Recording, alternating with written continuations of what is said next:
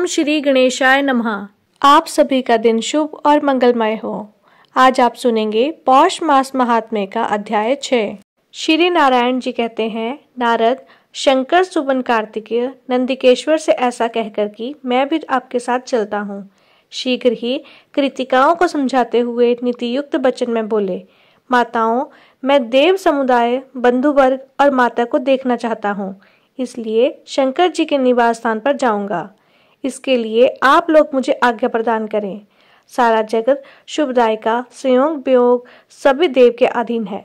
देव से बढ़कर दूसरा कोई बलि नहीं है।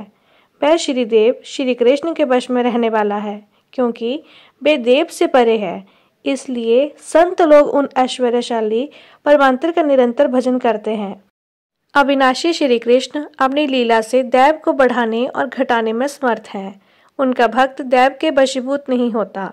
इसलिए आप लोग इस दुखदायक मोह का परित्याग कीजिए, और जो सुखदाता मोक्षप्रद सार सरस्वत जन्म मृत्यु के भय के विनाश करता, परमानंद के जनक और मोहजाल के उच्छल हैं, तथा ब्रह्मा, विष्णु और शिव आदि सभी देवगण जिनका निरंतर भजन करते हैं, उन गोविंद की भक्ति कीजिए। इस भवसागर में मैं आप लोगों का कौन हूँ और आप लोग मेरी कौन हैं? संसार प्रवाह का वह सारा कर्म फेन की तरह पूंजीभूत हो गया है। वस्तुतः वह किसी का नहीं है। संयोग अवयोग यह सब ईश्वर की इच्छा से ही होता है। ऐसा कहकर ऐश्वर्यशाली कार्तिकेय जी ने उन कृतिकाओं को नमस्कार किया और फिर मन ही मन श्री हरि का ध्यान करते हुए शंकर जी के पार्षदों के साथ यात्रा के लिए प्रस्थान किया। इसी बीच उन्होंने एक उत्तम रथ को देखा। वह बहुमूल्य रत्नों का बना हुआ था, जिसे विश्वकर्मा जी ने भली भांति निर्माण किया था। उसमें स्थान स्थान पर माणिक्य और हीरे जड़े हुए थे, जिसमें उसकी अपूर्व शोभा हो रही थी। परिजात पुष्पों की माला से वह सुशोभित था। मणियों के दर्पण और श्वेत अंबरों से वह अत्यंत उत्तम सिद्ध हो रहा था। उसका वेग मन के समान था और श्रेष्ठ पार्षद उसे घेरे हुए थे। उस रथ को देवी पार्वती जी ने भेजा था। उस रथ पर कार्तिकेय जी को चढ़ते देखकर कृतिकाओं का हृदय दुख से फटा जा रहा था। दुख के मारे उनके केश खुलकर बिखर गए थे और वे पुत्र शोक से व्याकुल थी। सहता चेतना प्राप्त होने पर अपने सामने स्कंद अर्थात कार्तिकेय जी को देखकर वे अत्यंत शोक के कारण ठगी सी रह गईं। फिर वहीं भयवश उन्मत्त की तरह कहने लगी, अब हम लोग क्या करें, कहाँ चली जाएं? बेटा, हमारे आश्रय तो तुम ही हो। इस समय तुम हम लोगों को छोड़कर कहाँ जा रहे हो? यह तुम्हारे लिए धर्म संकट की बात नहीं है। हम लोगों ने बड़े स्नेह से तुम्हें पाला पोसा है, इसलिए तुम धर्मानुसार हमारे पुत्र हो। भला उपयुक्त पुत्र मातृवर्गों का परित्याग कर दे, यह भी कोई धर्म है? ऐसा कहकर सभी कृतिकाओं ने कार्तिकेय जी को अपने सीने से लगा लिया।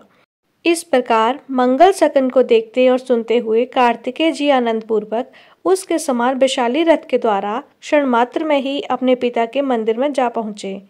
वहाँ कैलाश पर पहुंचकर वे अविनाशी वट वृक्ष के नीचे कृतिकाओं और श्रेष्ठ पार्षदों के साथ कुछ देर के लिए ठहर गए। उस नगर के राजमार्ग बड़े मनोहर थे। उन पर चारों ओर पद्म, राग और इंद्र नीलमणि जड़ित हुई थी। समूह के समूह केले के खंभे गड़े हुए थे, जिन पर रेशमी सूत से गुथे हुए चंदन के पल्लवों की बंधन का लटक रही थी। वह पूर्व कुंभ से सुशोभित था। उस पर चंदन मिश्रित जल का छिड़काव किया गया था। असंख्य रतन, प्रदीप और मणियों से उसकी विशेष शोभा हो रही थी। वह सदा उत्सवों से व्याप्त, हाथों में धूप और पुष्प लिए हुए, बांदियों और ब्राह्मणों से युक्त तथा पति पुत्रवती साध्वी नारियों से सम्मानित था।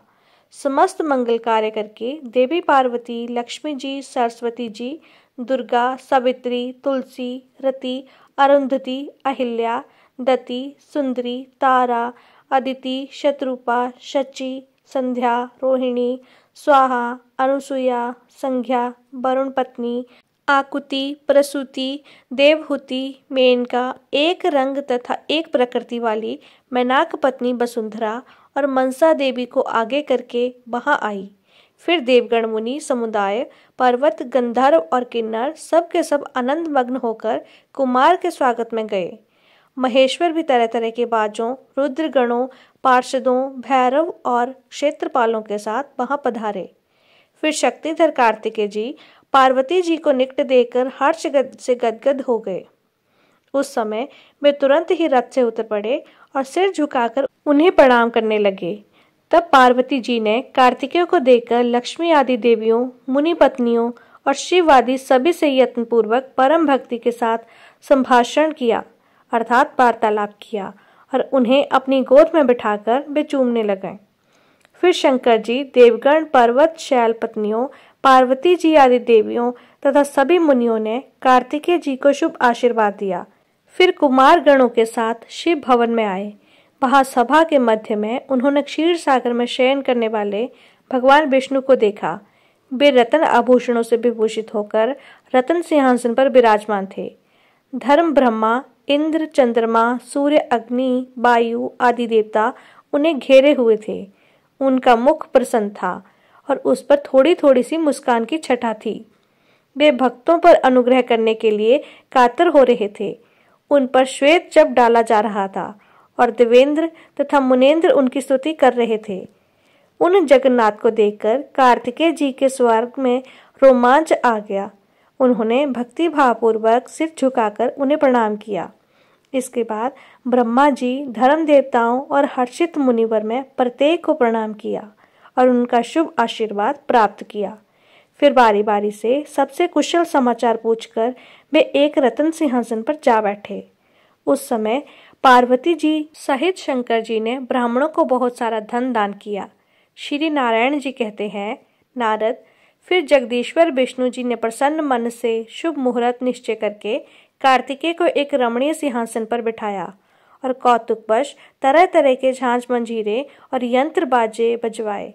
फिर अमूल्य रत्नों के बने हुए सैकड़ों घड़ों में, जो वेद मंत्रों द्वारा अभिषिक्त और संपूर्ण तीर्थों के जल से भरे हुए थे, कार्तिकेय जी को हर्षपूर्वक स्नान कराया। फिर कार्तिकेय जी को प्रसन्न मन से बहुमूल्य रत्नों द्वारा निर्मित 2 मांगलिक बाजूबंद, अमूल्य रत्नों के बने हुए बहुत से आभूषण, अग्नि में तपाक शुद्ध किए हुए 2 दिव्य वस्त्र, क्षीर सागर से उत्पन्न हुए कौस्तुभ मणि और बनमाला दी। ब्रह्मा जी ने यज्ञ सूत्र, वेद माता गायत्री, संध्या मंत्र, कृष्ण मंत्र, श्री हरि का स्त्रोत और कवच कमंडल, ब्रह्मास्त्र तथा शत्रु विनाशनी विद्या प्रदान की। धर्म ने दिव्य धर्म बुद्धि और समस्त जीवों पर दया समर्पित की। शिव जी ने परमोत्कृष्ट मृत्युंजय ज्ञान, संपूर्ण शास्त्रों का ज्ञान, निरंतर सुख प्रदान करने वाला परम मनोहर तत्व ज्ञान, ब्रह्म ज्ञान, त्रिशूल, पिनाक, फरसा शक्ति, पशुपतास्त्र, धनुष, संज्ञान, संहार के ज्ञान सहित संग्रह अस्त्र अर्पित किया। अन्य सभी देवता गणों ने भी अपनी अपनी शक्तियों और शुभ आशीर्वाद उन्हें प्रदान किया। इसके बाद सभी देवतागण, मुनिगण और गंधर्व जगदीश्वर को प्रणाम करके अपने अपने घर चले गए। नारद, इसके बाद शंकर जी ने नारायण, ब्रह्मा जी और धर्म की स्तुति की और फिर धर्म का आलिंगन कर वे परम प्रिय श्री हरि को मस्तक झुकाया। फिर शंकर जी द्वारा संस्कृत होकर शैलराज हिमालय गणों सहित प्रेम पूर्वक वहां से विदा हुए। इस प्रकार जो लोग वहां आए थे वे सभी आनंद पूर्वक प्रस्थान कर गए। तब महेश्वर देवी पार्वती जी के साथ बड़े आनंद से वहां रहने लगे। कुछ समय बीतने के बाद शंकर जी ने पुनः उन सभी देवों को बुलाकर विवाह विधि के अनुसार पुष्टि को महात्मा गणेश के हाथों समर्पित कर दिया। इस प्रकार दोनों पुत्रों तथा गणों के साथ रहती हुई पार्वती जी का मन बड़ा प्रसन्न था। जब सभी देवता गणों द्वारा कार्तिकेय जी का अभिषेक कराया जा रहा था, उस समय प्रजापति ने देवसेना को जो रत्नाभरण से विभूषित परम बिन उत्तम शीलवन को हरण करने वाली अत्यंत सुंदरी, जिसे विद्वान लोग शिशुओं की रक्षा करने वाली महाश्वी कहते थे, वैवाहिक विधि के अनुसार वेद मंत्रोच्चार पूर्वक कार्तिकेय जी को अर्पित कर दिया। नारद, इस प्रकार मैंने देवताओं का समागम, पार्वती जी को पुत्र प्राप्ति, कुमार कार्तिकेय का अभिषेक, उनका पूजन और विवाह तथा गणेश जी का विवाह, यह सारा वृतांत वर्णन कर दिया। अब तुम्हारे मन में कौन सी अभिलाषा है और फिर क्या सुनना चाहते हो? नारद जी ने पूछा, महाभाग्य, आप तो वेद वेदांग के परगाव हैं। परमेश्वर, मैं आपसे एक बड़े ही संदेह का समाधान करना चाहता हूँ। प्रभु, जो देवेश्वर परमात्मा शंकर के पुत्र और विघ्नों के विनाशक हैं, उन गणेश्वर के लिए जो विघ्न घटित हुआ उसका क्या कारण है? जब परिपूर्ण परात्पर परमात्मा श्रीमान गोलोकनाथ स्वयं ही अपने अंश से पार्वती जी के पुत्र होकर उत्पन्न हुए थे, तब उन भगवान श्री कृष्ण के मस्तक का ग्रह की दृष्टि से कट जाना बड़े आश्चर्य की बात है। आप इस वृतांत को मुझे बतलाने की कृपा कीजिए कि ऐसा क्यों और किस प्रकार हुआ। श्री नारायण जी कहते हैं, हे नारद, ब्राह्मण विघ्नेश्वर का यह विघ्न जिस कारण से हुआ था, उस प्राचीन इतिहास को तुम सावधान होकर सुनो। नारद, एक समय की बात है, भक्त वत्सल शंकर जी ने माली और सुमाली को मारने वाले सूर्य पर बड़े क्रोध के साथ त्रिशूल से प्रहार किया।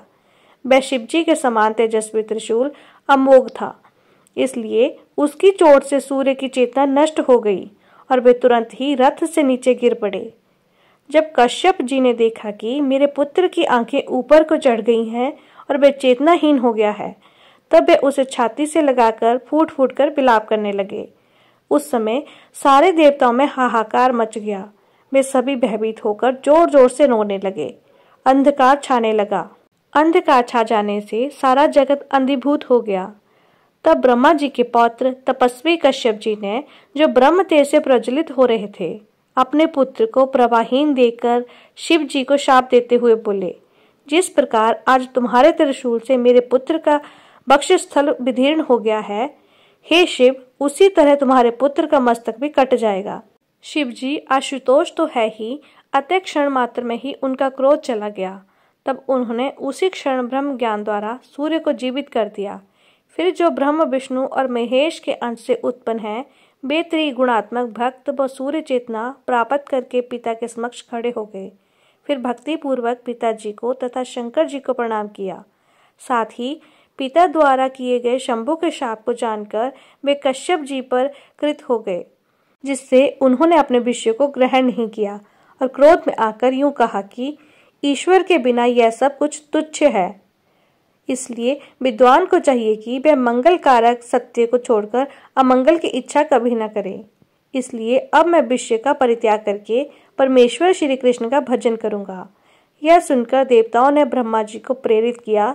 तब उन प्रभु ने शीघ्रता पूर्वक वहां पधार कर सूर्यदेव को समझाया और उन्होंने उनके कार्य पर नियुक्त किया गया।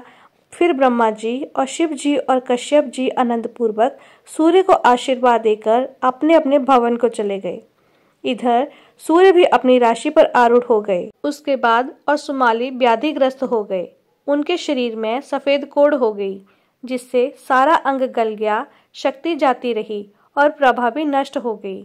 तब स्वयं ब्रह्मा जी ने उन दोनों से कहा कि सूर्य के कोप से ही तुम दोनों हतप्रभ हो गए हो।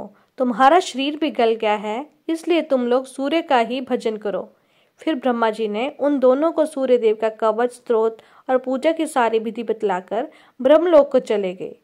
फिर वे दोनों पुष्कर में जाकर सूर्यदेव का भजन करने लगे। वहां वे तीनों काल अर्थात सुबह, दोपहर, शाम स्नान करके भक्ति पूर्वक उत्तम सूर्य मंत्र के जाप में लीन हो गए। फिर समय अनुसार सूर्यदेव से वरदान पाकर वे पुनः अपने असली रूप में आ गए। इस प्रकार नारद, मैंने ये सारा वृतांत वर्णन कर दिया। अब और क्या सुनना चाहते हो? तब नारद जी ने श्री नारायण मुनि से जो कुछ भी पूछा, उसका वर्णन आप अगले अध्याय में सुनेंगे। अगर आपको यह वीडियो पसंद आई हो तो इसे लाइक करें, चैनल को सब्सक्राइब करें और बेल आइकन को प्रेस करना ना भूलें। धन्यवाद।